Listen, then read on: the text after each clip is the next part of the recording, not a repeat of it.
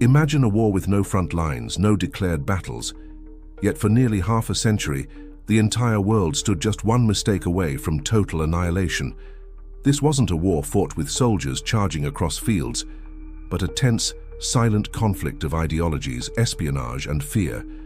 For 46 long years, two colossal superpowers, the United States and the Soviet Union, faced each other in a deadly global dance, a standoff that defined the 20th century. No shots were officially fired between them, but the terrifying threat of nuclear war loomed over every man, woman, and child on Earth. This is the story of the Cold War. The year is 1945. World War II, the deadliest conflict in human history, has just ended. Cities across Europe and Asia lie in smoldering ruins. Millions are dead, and a weary world craves peace. But from the ashes of this global catastrophe, two nations rise, stronger and more powerful than ever before. On one side, the United States, championing democracy, individual liberty, and capitalism, armed with the devastating power of the atomic bomb. On the other, the Soviet Union, driven by the revolutionary ideals of communism, seeking to expand its influence and secure its borders. The first major fault line appeared in the heart of a shattered Europe. Germany, the defeated aggressor, was split in two. The West, backed by the US and its allies, became a democratic state. The East, controlled by the Soviets, became a communist satellite. This division wasn't just on a map.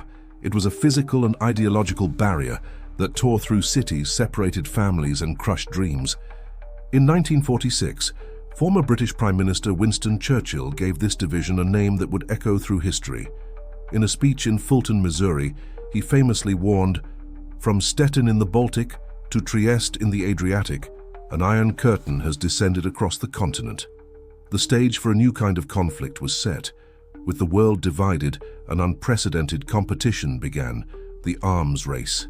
It was a terrifying spiral of one-upmanship, where the goal was to build weapons so destructive that they could never be used. Both sides knew that a direct war would mean mutually assured destruction, a grim reality that hung over every political decision. In 1949, the world held its breath as the Soviet Union successfully tested its own atomic bomb. America's nuclear monopoly was over. The game had changed. By the early 1950s, the stakes grew even higher. Both nations developed the hydrogen bomb, a weapon thousands of times more powerful than the bombs dropped on Hiroshima and Nagasaki. The destructive potential was now almost unimaginable. This constant simmering fear seeped into everyday life.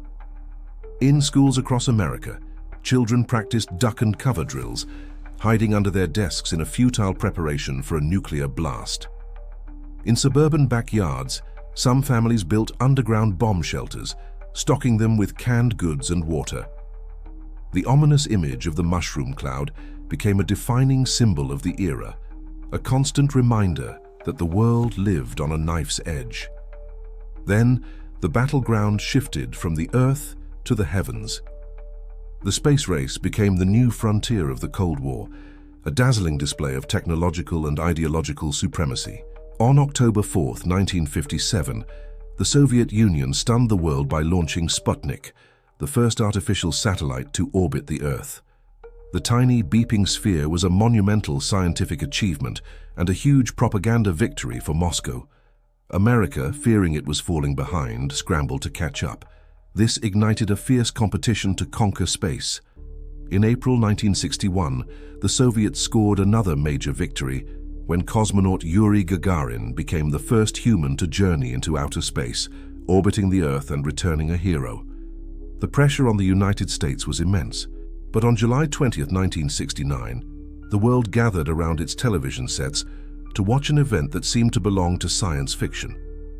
American astronaut Neil Armstrong descended from the Apollo 11 lunar module and took his first steps on the moon.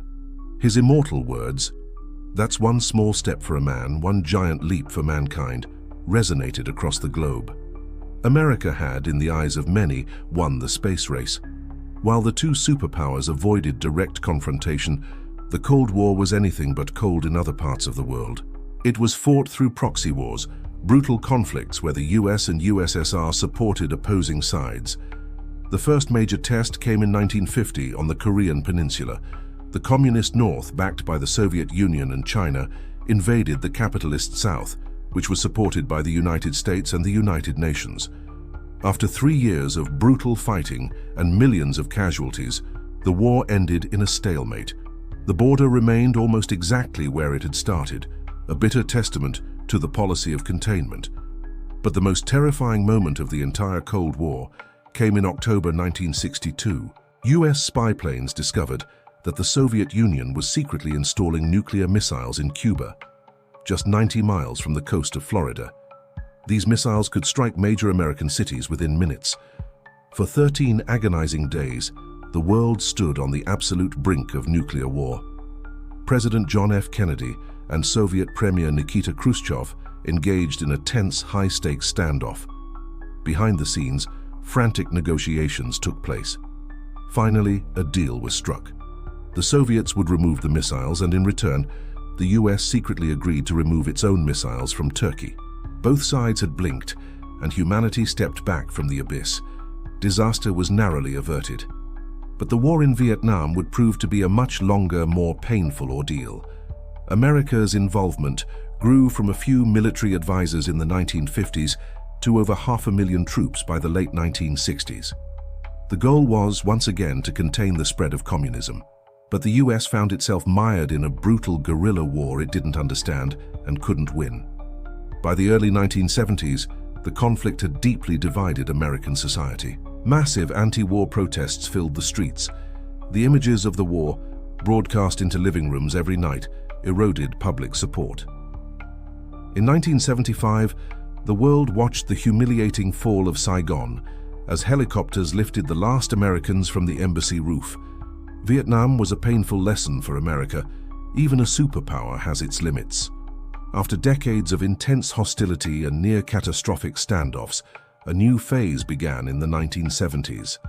The French word détente, meaning a relaxation of tensions, entered the global vocabulary. Leaders on both sides recognized the need to manage their rivalry and reduce the risk of nuclear war. A landmark moment came in 1972 when US President Richard Nixon, a staunch anti-communist, made a historic visit to China. This bold diplomatic move completely reshaped the global political landscape, driving a wedge between the two major communist powers, China and the Soviet Union. Treaties were signed to limit the growth of nuclear arsenals, and for a brief period, it seemed a more stable and peaceful coexistence was possible. But while the Soviet Union projected an image of strength to the world, its foundations were rotting from within. The centrally planned economy was stagnating. Chronic shortages meant people had to stand in long lines for basic necessities like bread. The system, which promised a worker's paradise, had failed to deliver prosperity, and decades of political repression had extinguished the spirit of freedom. The immense cost of the arms race and its global commitments were bleeding the country dry. The cracks were beginning to show. Into this decaying system stepped a new dynamic leader, Mikhail Gorbachev. Taking power in 1985, he introduced two revolutionary concepts. The first was perestroika, or economic restructuring, an attempt to reform the failing communist economy. The second was glasnost, or openness, which allowed for unprecedented public discussion and criticism of the government. Gorbachev's goal was not to destroy the Soviet Union, but to save it by making it more efficient and humane. However, by loosening the state's iron grip, he unintentionally unleashed forces he could not control. The dominoes began to fall with breathtaking speed. In Eastern Europe, emboldened by Gorbachev's reforms, citizens began to demand freedom. And then came the moment that symbolized the end of an era. On November 9, 1989, the Berlin Wall, the most potent symbol of the Cold War's division, was breached. East and West Berliners, separated for nearly 30 years, poured through the openings, celebrating, crying, and tearing down the hated barrier with their bare hands. Families were reunited. Crowds cheered on top of the wall. It was a euphoric, televised revolution. The Cold War was effectively over. The final act came 2 years later. Following a failed coup attempt by hardline communists, the Soviet Union itself began to disintegrate. One by one, its republics declared independence. On Christmas Day 1991, Mikhail Gorbachev resigned as president of a country that no longer existed.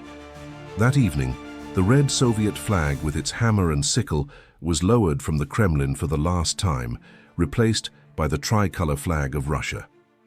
After 46 years, the Cold War had come to a quiet, definitive end. For nearly half a century, the Cold War was the central organizing principle of the modern world. It shaped borders, fueled technological innovation, and cast a long shadow of fear over generations. It was a battle of ideas, a global contest between two opposing ways of life, fought not on traditional battlefields, but in the arenas of economics, politics, propaganda, and in the hearts and minds of people everywhere. In the end, the United States emerged as the world's sole superpower, and it seemed as though liberal democracy had triumphed. But the legacy of the Cold War still echoes today. The vast nuclear arsenals built during those tense years still exist. Regional conflicts and global rivalries that were shaped by the superpower competition continue to play out. The Cold War may never have gone hot between the main players, but its chilling effect changed the temperature of the entire world, and its story is a crucial reminder of how close we came to the end and the enduring power of ideas to shape our destiny. Thank you so much for joining us on this journey through history. If you found this story as fascinating as we do, please consider liking this video and subscribing to our channel, History Reimagined, for more deep dives into the moments that shaped our world. We'll see you next time.